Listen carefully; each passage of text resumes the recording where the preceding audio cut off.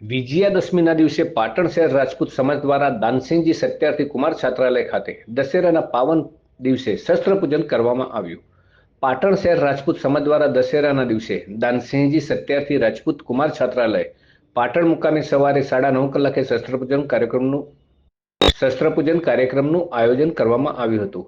આ પ્રસંગે પાટણ શહેરના રાજપૂત સમાજના યુવાનો વડીલો કાર્યક્રમમાં ઉપસ્થિત રહીને ભૂદેવોના શાસ્ત્રોક્ત મંત્રોચ્ચાર સાથે પોતાના શસ્ત્રોનું પૂજન કર્યું હતું। આ પ્રસંગે શહેર પ્રમુખ ભેમુજી વાઘેલા તેમજ સમાજના અગ્રણીઓ ઉપસ્થિત રહ્યા હતા। આ ક્ષત્રિયો અને પાંડવોના વખતથી આ દશેરા વિજયાદશમીનો તહેવારની ઉજવણી થઈ રહી છે।